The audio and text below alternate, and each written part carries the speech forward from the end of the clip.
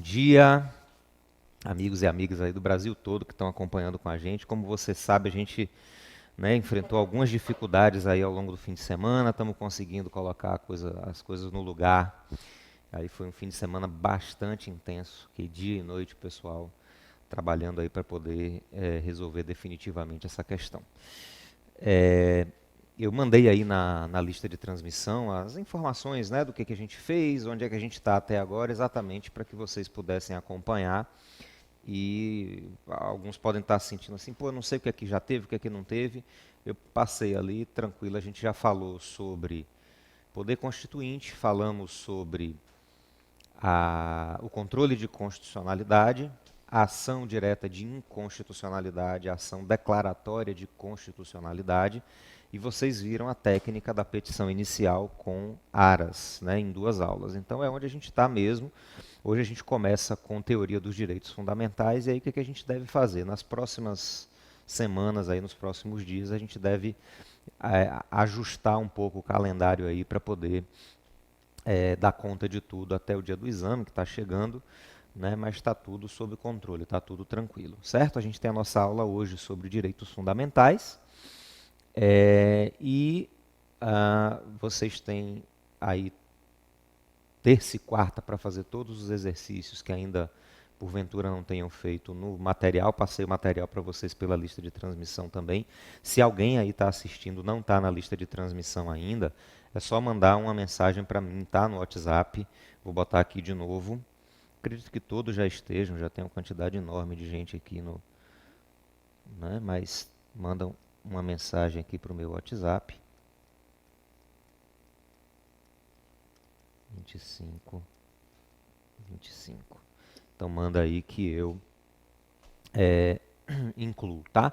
Para você receber as mensagens, esse número meu tem que estar salvo na agenda do seu celular. Se você me pedir para colocar eu colocar, mas você não salvou o número, você não vai receber mensagem, certo? Isso é um controle que o próprio WhatsApp faz para evitar spam. Já pensou?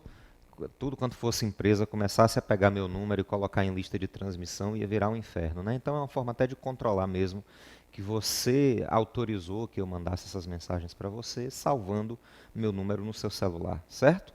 Então salva o número no celular, manda para mim uma mensagem dizendo que quer que eu lhe coloque na lista de transmissão.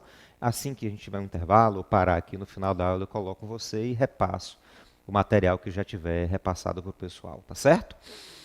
Vamos lá. Então hoje vamos de direitos fundamentais. Essa aqui é uma parte mais teórica, mas é aquilo que a gente falou no primeiro assunto. A gente começou falando sobre poder constituinte. Eu disse o que a vocês naquela ocasião, que normalmente a banca não cobra diretamente poder constituinte. Ela não faz perguntas específicas sobre poder constituinte, mas as perguntas que a banca faz exigem que você tenha conhecimento desse assunto.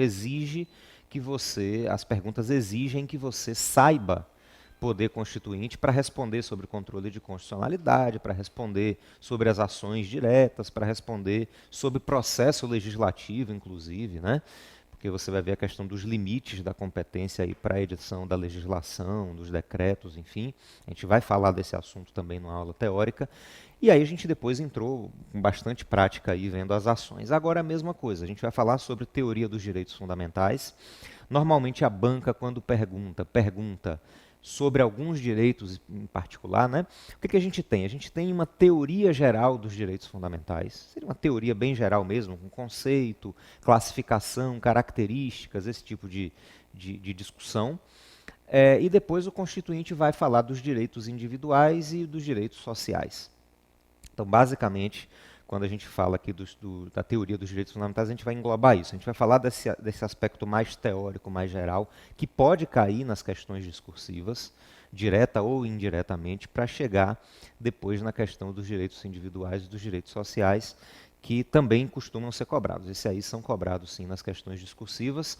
E também nas peças, a gente pode ter como matéria de fundamentação, como matéria mesmo da construção dos argumentos, a questão dos direitos fundamentais, certo? Lembrem aí um dos exercícios que eu já pedi a vocês para fazerem, tratava exatamente disso, aquele decreto presidencial que criava uma obrigação para a obtenção da habilitação para ser engenheiro, né? E aí isso fere o quê? Isso fere um direito fundamental, que é o direito ao livre exercício da profissão, que só pode ser limitado, né, pelo atendimento da exigência estabelecida em lei e não em decreto. Então veja que tem uma mistura aí de direito fundamental, direito individual, com o próprio processo legislativo, né, com a organização dos poderes, aí, a separação dos poderes. Poder executivo invadindo esfera de atuação que seria do poder legislativo. Então, vamos começar falando um pouquinho aí sobre a teoria dos direitos fundamentais. E aí, uma questão muito importante aqui, aquela questão que normalmente na graduação a gente leva 2, 3 semanas discutindo com o pessoal dizendo aqui que já está conseguindo ver, que está tudo certo, joia, viu? Se vocês aí de casa tiverem a dúvida, né, aqui quem está assistindo ao vivo, tiver alguma dúvida sobre o que eu estiver falando, pode mandar a pergunta aqui pelo WhatsApp, que eu não vou ficar olhando o tempo todo, mas assim que a gente der uma parada, mesmo que seja no intervalo, eu olho e respondo assim que a gente voltar. Se você está assistindo a gravação depois, não tem problema. Pode mandar a pergunta que eu respondo diretamente para você no WhatsApp, assim que eu vi, né, que eu puder responder, tá bom? Importante é você não ficar com dúvida, não ficar com dificuldade, tá certo? Então vamos lá. Essa questão aqui a gente normalmente leva, como eu disse, 2, 3 semanas discutindo lá na graduação, que é aquela questão do constitucionalismo e do neoconstitucionalismo. Eu não vou falar de constitucionalismo e de neoconstitucionalismo, porque isso não é objeto da prova. Mas, indiretamente, eu vou falar da questão dos direitos fundamentais no constitucionalismo e no neoconstitucionalismo. Então, o que é que a gente precisa entender aqui? Antes de mais nada, a gente precisa lembrar de onde veio essa ideia de direito fundamental, de onde surgiu essa preocupação e esse movimento mesmo, essa luta, essa reivindicação acerca do reconhecimento de direitos fundamentais. Bom, vamos lembrar aqui de como era a discussão aí no surgimento da modernidade. Acompanhe aqui comigo no slide o que eu vou dizer para vocês. Os autores, os filósofos ali, mais ou menos a partir do finalzinho do século XV, mas mais especialmente a partir do século XVI e século XVII, construíram uma teoria, que é a teoria que parte do princípio, né, ou pede que a gente imagine a existência de um estado de natureza. O que é que eles queriam aqui, na verdade? O que eles queriam era o seguinte, pode voltar aqui para mim um pouquinho. O que eles queriam, na verdade, era o seguinte: imagina, a vida ali na época, você tinha uma organização social, uma organização estatal, monárquica, muito baseada na ideia da Igreja Católica do chamado direito divino dos reis. Então, assim, os reis governavam porque Deus os tinha escolhido, e os reis exerciam, na verdade, os reis eram como se fossem mandatários de Deus na terra. Então, o que o rei fazia na terra era por vontade, por desígnio de Deus. Então, o rei não tinha limite. O Estado não tinha limite, o poder do Estado não tinha limite. Né? O rei era o próprio representante de Deus ali naquele Estado, enfim, na terra. E havia, então, uma distribuição desigual, né? uma organização desigual da sociedade. A sociedade era dividida em castas ou em estamentos. Nobreza, lá em cima, os clérigos, né? O clérigo ali no meio do caminho, e os camponeses, vilões, enfim, os não privilegiados na base da pirâmide. E não tinha chance de você mudar de classe, né? Não era uma ideia de classe, era de estamento mesmo. Se você nascesse camponês, não importa quanto dinheiro, quanta riqueza você conseguisse amealhar, você conseguisse acumular, você nunca subiria socialmente. E aí a gente sabe que naquela época a burguesia já era uma classe estruturada e com muito poder econômico. Então eles não gostavam daquela situação. Essa ideia de que as pessoas são diferentes por natureza, né, não agradava a eles. O que eles queriam defender era a ideia de que todo mundo é igual. Se todo mundo é igual, não faz sentido tratar as pessoas de maneira diferente apenas em razão do nascimento. Né? Aquele que nasceu no berço de ouro ser tratado diferentemente daquele que nasceu no berço de palha. Então, se constrói a ideia para dizer o seguinte: olha, antes de existir isso aqui, antes de existir Estado, as pessoas viviam num estado de natureza, que era aquele estado em que Estado aqui com E minúsculo, né, significando situação. Era aquela situação em que não havia Estado, não havia governo, não havia regra. Todo mundo era plenamente feliz porque não existia sociedade. Não havia vida em sociedade. Era cada um por si. Rousseau, um dos autores contratualistas, escreve, né, ele cria uma figura interessante, ele narra ali, ele descreve a situação dizendo, olha, os seres humanos faziam sociedades eventuais. Como era a sociedade eventual? Eu estou aqui sozinho, estou com fome, tem um bicho ali, um leão, sei lá, um bicho que eu quero matar, eu quero caçar para poder comer, mas eu sei que sozinho com ele eu não posso. Eu vejo outro ser humano ali também com fome e outro ali. Juntamos nós três, a gente junto vai lá, mata um animal, divide a carne e depois disso cada um segue seu caminho. Era uma sociedade eventual. Ele dá outro exemplo. O homem encontrava a mulher, constituía uma sociedade ali eventual, temporária, para a procriação.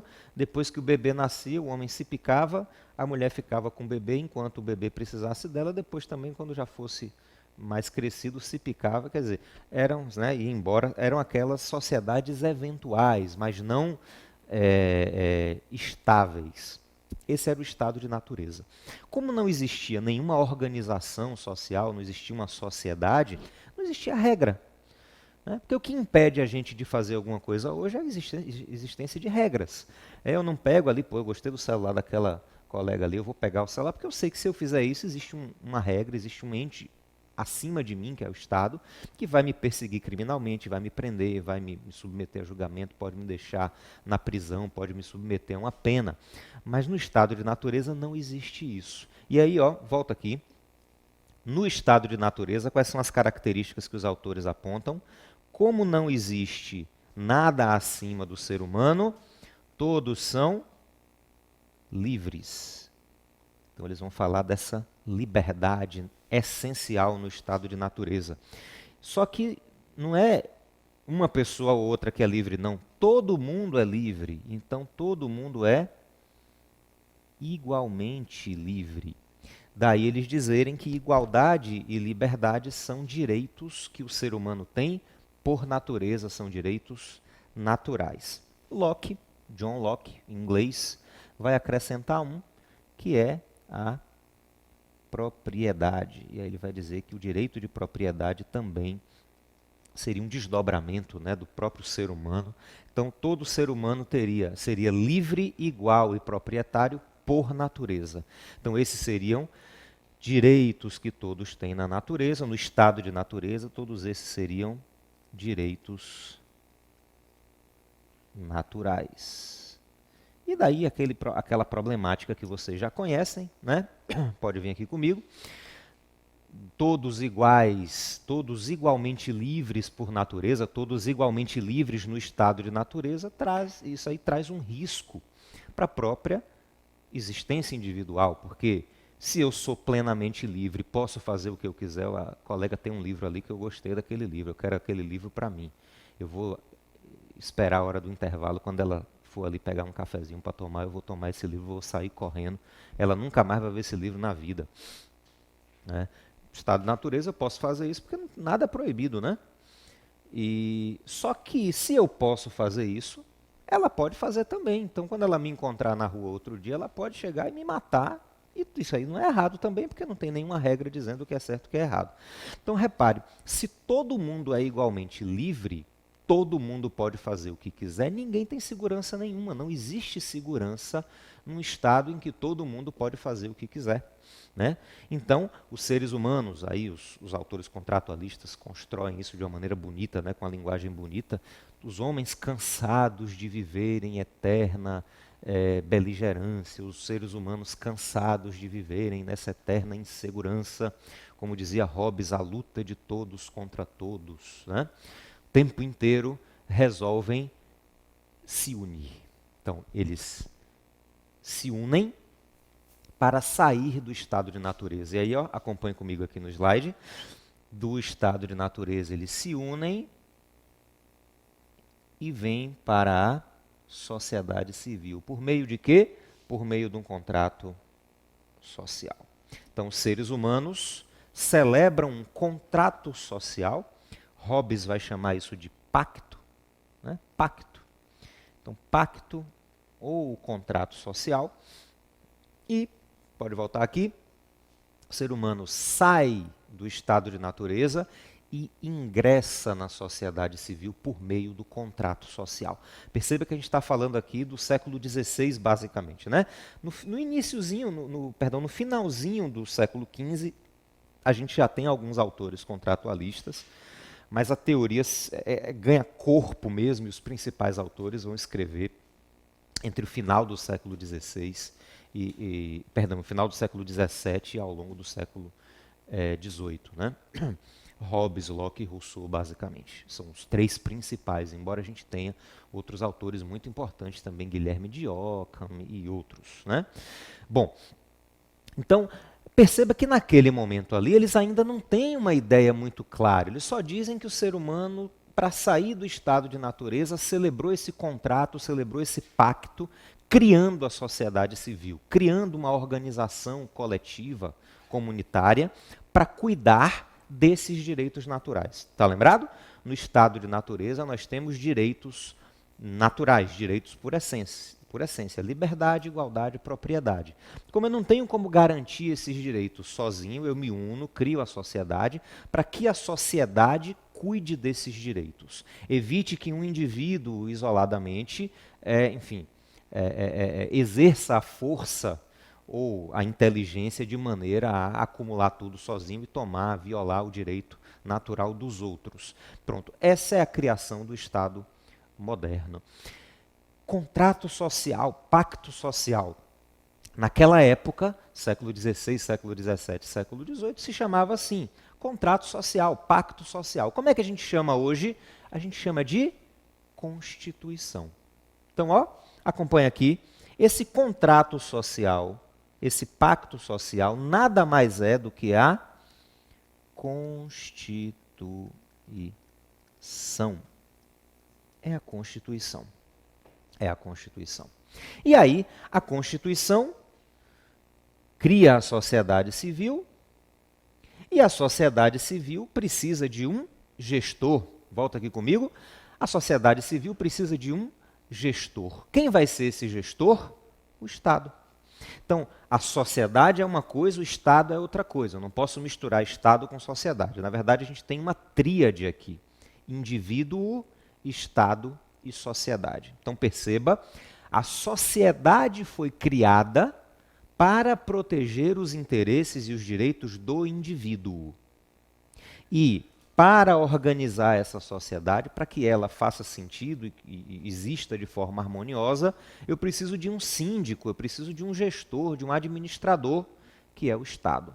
Então, o Estado vai ser essa organização, esse ente político que vai organizar e disciplinar a vida em sociedade.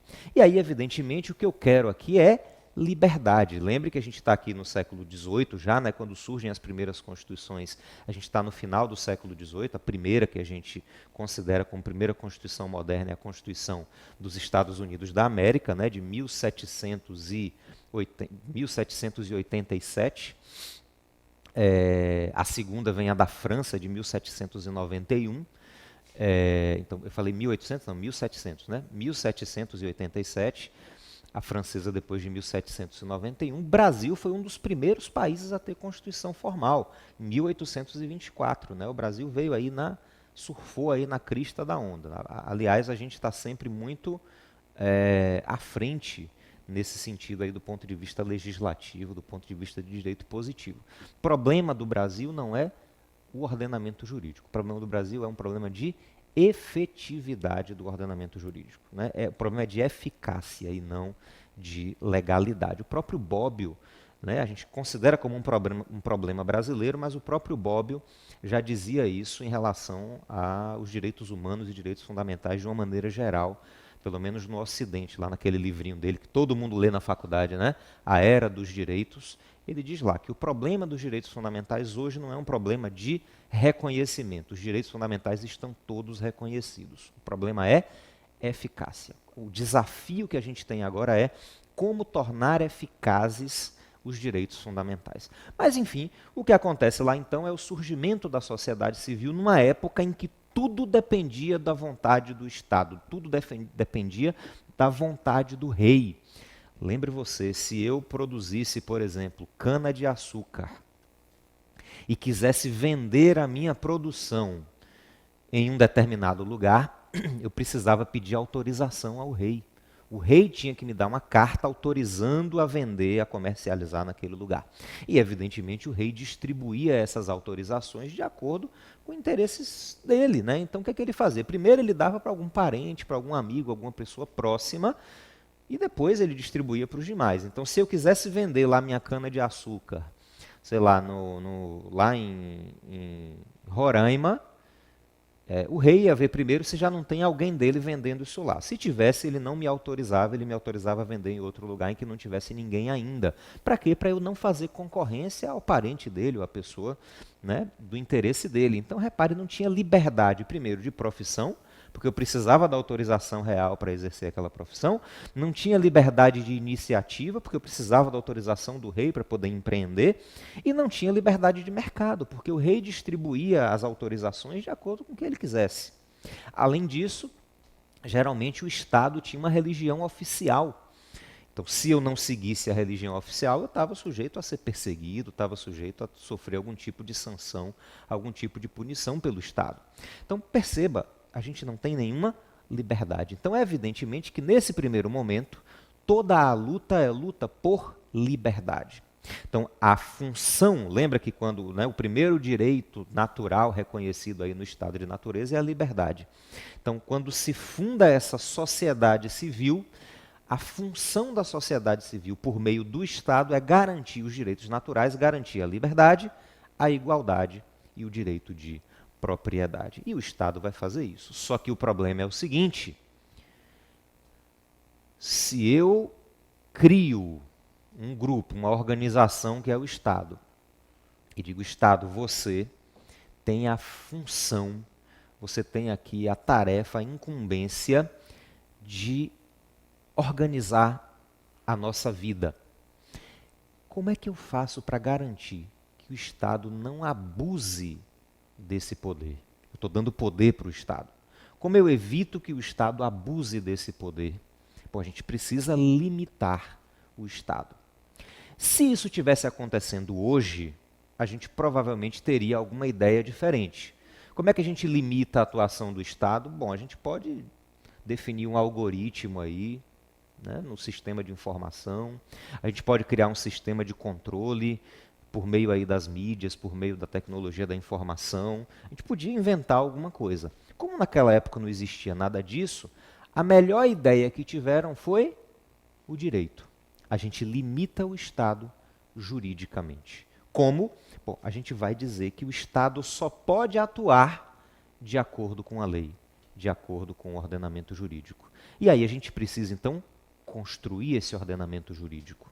Só que lembre, a grande ideia, a grande sacada, a grande intenção aqui era reduzir a intervenção do Estado na nossa vida.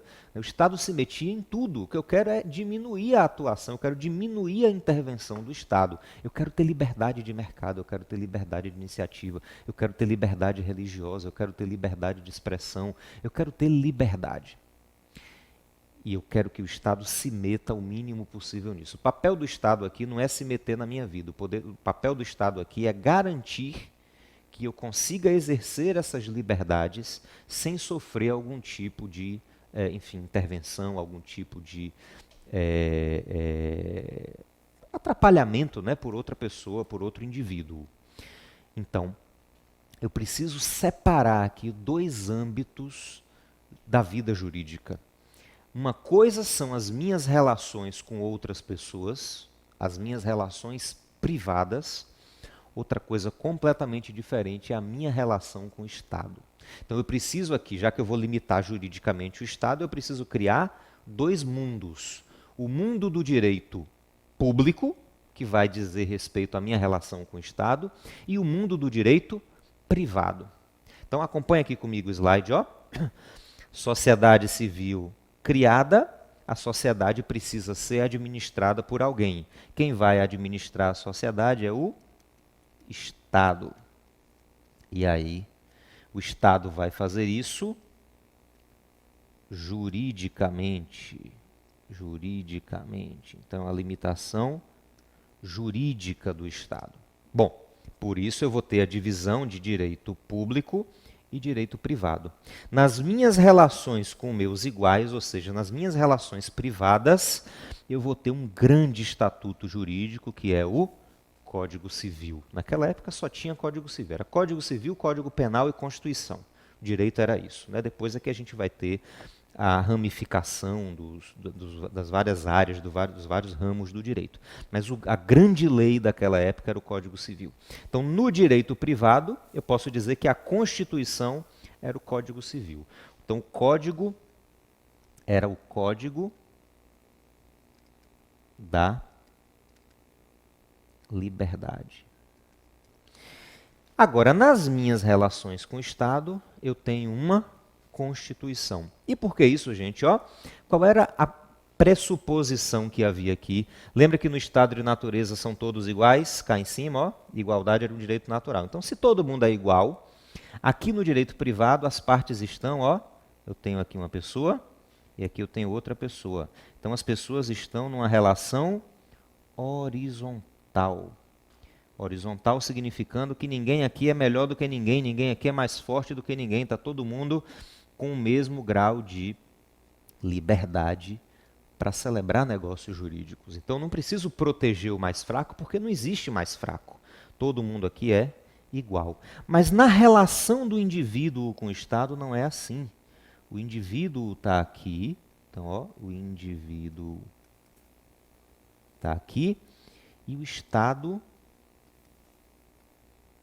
está cá em cima. Então, ó, a relação do indivíduo com o Estado não é uma relação horizontal, é uma relação vertical. O Estado todo-poderoso, o Estado forte e o indivíduo mais fraco, claro, considerado em relação ao Estado. Exatamente por isso, a Constituição não é um código de liberdade, é um código de garantias. Garantias. Garantias de quê? De que o Estado não vai se meter de forma arbitrária na minha liberdade. Como é que eu faço isso? A Constituição basicamente vai ter a seguinte estrutura. A Constituição vai definir a organização do Estado e vai trazer uma declaração de direitos fundamentais. Então, o papel da Constituição, pode voltar aqui comigo, o papel da Constituição aqui no Estado moderno é garantir esses direitos fundamentais. Então, a Constituição é como se fosse uma certidão de nascimento. O que é uma certidão de nascimento? É aquele documento, quando a gente nasce, nosso pai, nossa mãe, enfim, alguém, né, vai lá, registra a gente no cartório, e aquela certidão de nascimento traz umas informações que são básicas sobre as características da gente, né? Então, no dia tal, nasceu tal pessoa, do sexo tal, com, sei lá, né, filho de tal pessoa e tal pessoa, neto de tal pessoa e tal pessoa, em tal lugar, em tal cidade, natural de tal, enfim, traz, antigamente dizia, né, com olhos de tal cor, pele de tal cor, cabelo, né, tinha a descrição mais ou menos da pessoa. O que é que você faz com aquela certidão? Você pega aquela certidão que diz quais são as suas características principais e guarda na gaveta. Você não usa a sua certidão de nascimento no dia a dia, né? Você tira uma carteira de identidade, anda com aquilo na carteira, mas sua certidão de nascimento fica lá numa gaveta. Eu lá em casa tenho aquelas pastinhas com... Como é que chama aquela pasta que tem uns saquinhos dentro, né? Não é sanfonada não, aquela que tem uns saquinhos, cheia de saquinho dentro. Né, que a gente, quem é tocador aí, bota cifra, né? Antigamente botava cifra impressa, hoje a gente bota no celular, né? A gente imprimia cifras e botava assim, que virava assim, né? Pronto, é uma pastinha daquela, eu boto tudo. Tem lá minha certidão de nascimento, minha certidão de batismo, tem lá meu certificado de que eu mudei de faixa no karatê quando tinha 4 anos de idade na escola. Era assim, você era faixa branca, aí você passava, acho que era para amarela. E eu era tão bom no karatê, mas tão bom, bicho retado, que eu sou, né? Eu sou super ajeitado, não sou nem um pouquinho desajeitado. Não derrubo nada, não ando tropeçando nas coisas, sou super ajeitado. Eu fui tão bom que eu não consegui passar para a faixa amarela, só que o professor ficou com pena. Aí me deu uma tal de faixa cinza. Dizia ele que era, né, mas eu entendi que a faixa cinza era assim, ó, só para você não ficar na branca e não dizer que veio aqui à toa, você vai ganhar uma faixa, certo? Não vai ser amarela, mas tudo bem. Mas enfim, eu tenho lá os certificados todos e fica lá. Depois que eu tirei a certidão de nascimento, acho que eu só precisei dela uma vez.